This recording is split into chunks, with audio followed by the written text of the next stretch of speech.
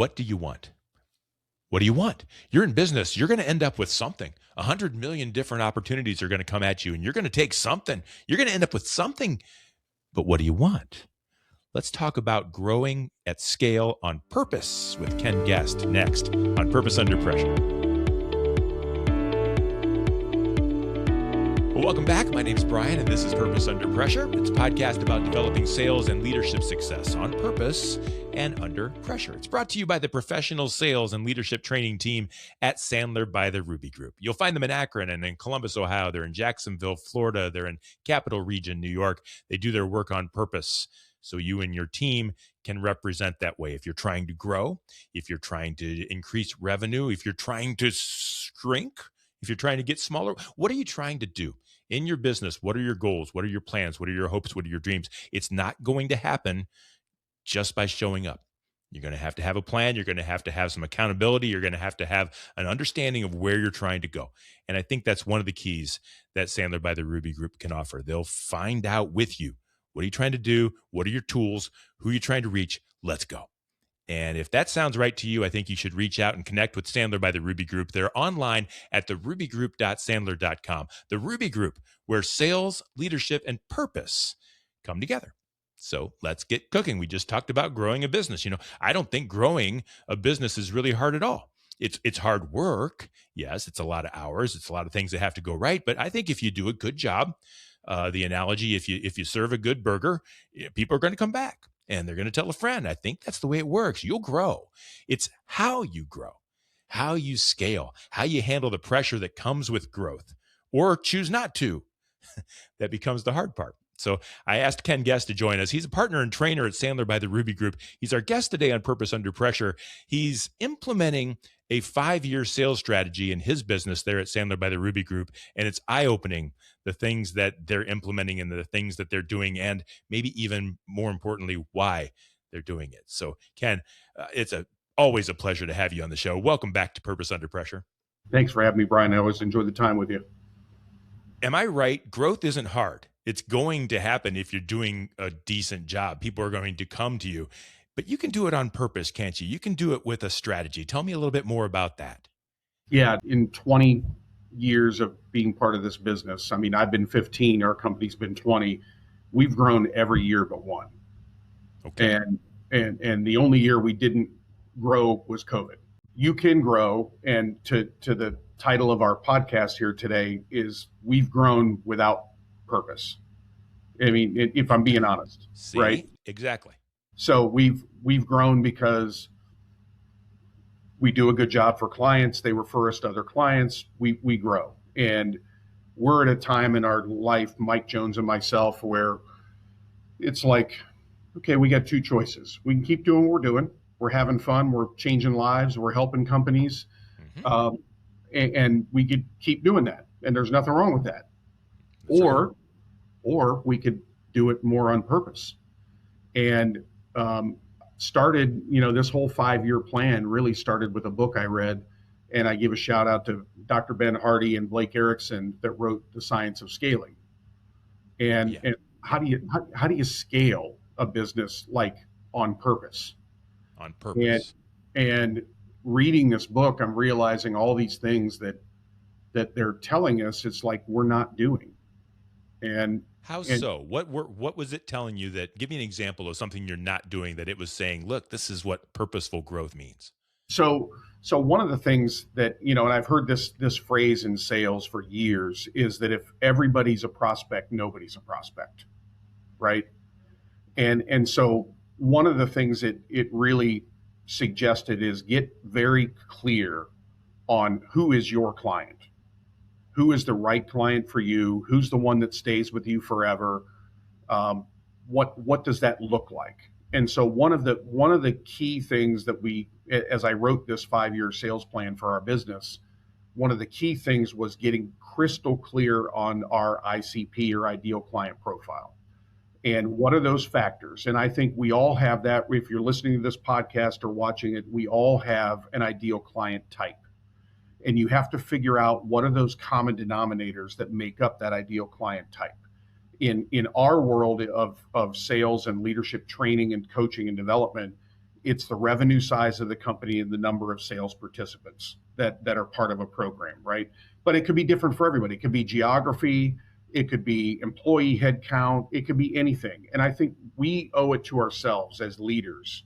If you're leading a business, we owe it to ourselves to figure out what that is. And I think there's a lot of companies we work with that if you ask them what their ideal client profile is, they have no idea, because they service companies, they do good work, but if they really were honest with themselves, do they know exactly who they should be targeting? They Don't.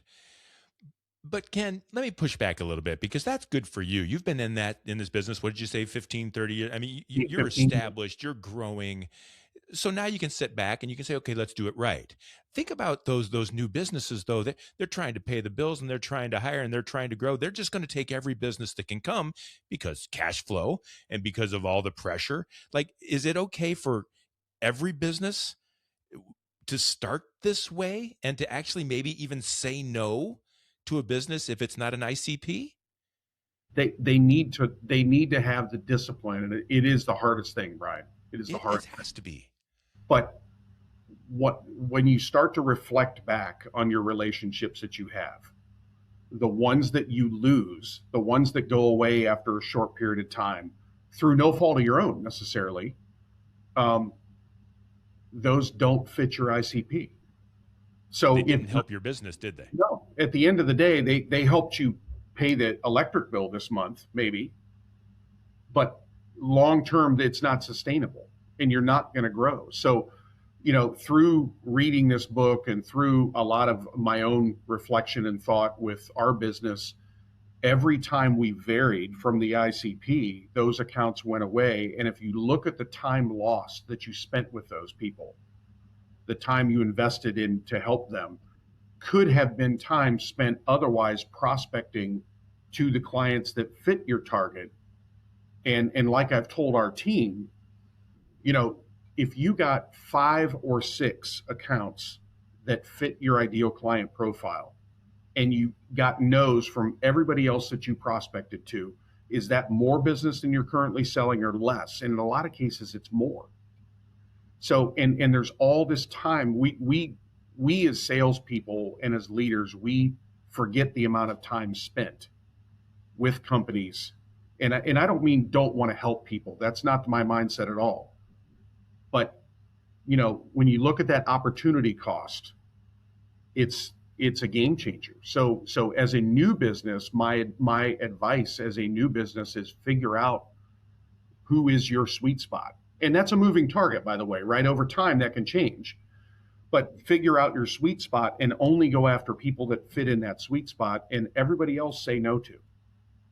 And it's so hard to do, but you will accelerate and scale your business so much faster if you do it. And that's purpose under pressure, isn't it? It's who do we 100%. Want to serve? How do we want to serve them? Let's say no to those distractions and let's go this way. And there's a little bit of faith involved that if I do that, it's going to work out on the other end. So there's identifying that perfect client. What's next? What are the other pieces of the strategy that you guys are kind of implementing there at Sandler by the Ruby Group? So the other piece to that is, it's one thing to say, this is my ideal client that I want to go after. But the second component to that is, what is my floor? And we got this from this book. The definition of your floor is, what is the minimum you're willing to tolerate in your business? What's the lowest level, your floor, that you're willing to tolerate in your business? Meaning, lowest level of what? It could be anything. It could be lowest level of acceptable client that fits into your model. So it's one thing to say my target client or my ideal client is this size company and this number of people. But if this type of company comes to me, they have to meet at least this minimum. If they don't meet this minimum, then they might not be my ideal client, but they meet my floor of what's at least acceptable. It's on the dartboard. At least Correct. It's something I'm aiming for. Yeah. Okay. Correct. So and then also, when you think of floor, you think of here's a discipline. Here's an example of a discipline. If somebody wants to meet with me, a potential client wants to meet with me, and they don't meet my floor, the discipline is probably not take the meeting. Don't even take the meeting. No. And scary as that sounds, and as gut wrenching as that is for salespeople, when somebody actually wants to meet with them, we have to be honest with ourselves and say, yeah, but even if I got that business, it doesn't meet what I'm looking for. It doesn't fit. It's we and the reality is, and Lisa Carmichael on our team made this comment the other day, to Mike and I, when we were struggling with the thought process of, uh, oh my gosh, what if there's somebody that really needs our help and we can change lives, but they don't meet our floor? And she made the comment at a meeting. She said, "Are you really servicing them at the level that you could if they don't meet that?" And the reality is, we're not. And so we're not helping them. We're not giving them the ROI they deserve. And so we really have to shift our mindset, but it's scary. Really have to be honest with yourself and humble to know what you can and can't. Just because you want to do something doesn't mean you can.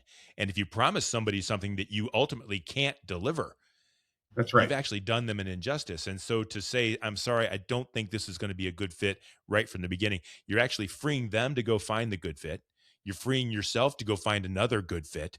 And that's the definition of win-win, not taking the business. Yeah, That's tough, tough. but it's important.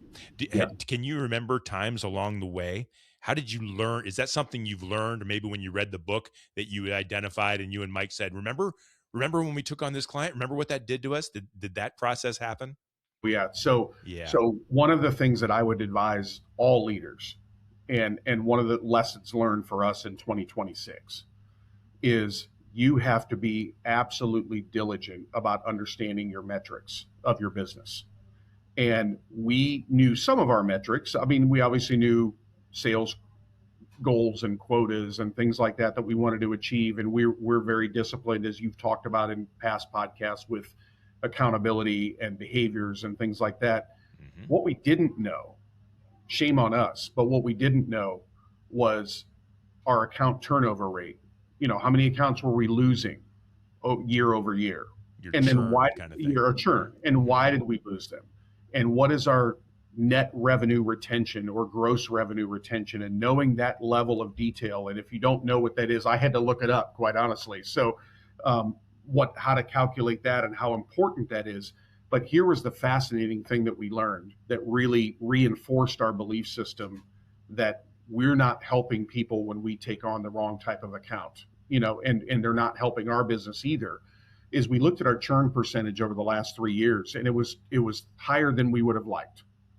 And but here was the fascinating thing: of all the accounts that moved on from us after a period of time, only two fit what we would now call our ideal client profile, and that we sold Mm, the program the way we sell the program in its current format, and we didn't vary from the deliverable. Only two only left us. two. And Wow. there were ownership changes that caused that, but every other account that we lost didn't fit the type of client that we should have been pursuing in the first place, or we didn't sell them in the right deliverable. And it's like, it just reinforces to spend all of your time laser focused on pursuing the right type of company that you can really help, really impact their lives, really give them an ROI, and they stay with you for a long, long time. Because that's the goal, isn't it? When the long-term customer that brings other similar long-term customers, that's how you grow on purpose. Just helping someone, even in any business. If you only help someone once, I mean, that doesn't really do anybody any good. We're trying to build a tribe, we're trying to build relationships, we're trying to grow together. And you had those folks and they left. Well, now what? The opportunity is kind of lost, and the time that they spent and the time that you spent is very expensive. So I want to ask this though, because I've been with a lot of in a few different situations where we've put plans in place, and then the next fire comes up, and away we go, and we look back 3 years later and go, wait, what happened to our plan? Like, it sounds easy to talk about. How do you hold yourself accountable to actually get it done? Um, Very difficult, obviously, but it starts with communication with our team. So our team, we are actually having an all 2 day in person meeting with our entire company coming up to get them comfortable. It's one, they already know about it. They already know that this is the focus and the direction we're going over the next 5 years. It's another thing to then say, okay, but how do we get all of you comfortable and understand these are the things that are going to happen? And to give you an example, one of the things that is going to happen is if we see a meeting on one of our team members' calendars that does not fit our Doesn't floor, belong. they are going to cancel the meeting. And the salesperson's going to say, wait a minute, that's part of my sales funnel. That's part of my process here. How am I going to hit goal if I don't talk to Joe? That's right. That's yeah, right. that's going to be hard. And you're going to say, I'm sorry, they're no longer part of your prospect. Go find another. That's right. And so the discipline and the accountability is really, um, how do we spend all of our time pursuing the right type of client that we know we can help? It's proven out successful when we get in front of them. And then how do we get a whole lot of no's to get those 5 or 6 or 7 yeses? It doesn't take a lot, but the ones we get are going to be the right ones. And we have to be comfortable getting a lot of no's. Now, the one thing we have to do for our team that a lot of sales cultures don't do, and we have not done, quite honestly, in the past, we have to feed them leads and opportunities that fit in that target. And we have never done that in the past. And I know a lot of the cultures we work with, clients we work with, they might get inbound leads on occasion, but it's not a regimented part of their process. Right. So we have to create that as part of the process. Yep. You have to target market and go after and find the types of people that want to work so that they'll want to reach out to you as well. Correct. Because that goes to the idea that the last question I was going to ask, you're actually thinning, laser focusing your target, which means less people to talk to. Like if you can't talk to everybody, then you're talking to less than everybody. And if you're identifying the specific ones, are you then just trying to stay level without growing, but serve less people better, which is not a terrible thing? Or are you actually trying to grow through this kind of a laser process? Because it seems like you're talking to less people. How are you going to make more? Where are you going? We think it's going to not only create more happy clients, yes, because we're servicing the right type of company, but we think we're going to scale exponentially rather than incrementally. Why? Because when you do the math in our world, and most people listening to this could say the same about their worlds. I don't need a whole lot of clients if I'm servicing them the right way and they're the right size. And it's going to scale on purpose as opposed to organically, and we looked at it. It was kind of funny. In the 3 states that we are in currently, there are literally tens of thousands of prospective clients that fit our target, tens of thousands, to the point that we couldn't call on all of them. So as we have an objective of quadrupling the company in 5 years. And we think that's very doable if we stay focused on this, because our people are going to have a lot more free time because they're going to say no to a lot more things that they never said no to. Yeah. You're isolating the muscles you're wanting to develop, and you're focusing on them, and you're going to get stronger because of it. I love that. It's why I started Brian Media Strategies, which is on target, on purpose, trying to do the right things for the right reasons. But this show, Purpose Under Pressure, it's exactly what that's about. I'm not just going to succumb to every single opportunity or single pressure that tries to come at me.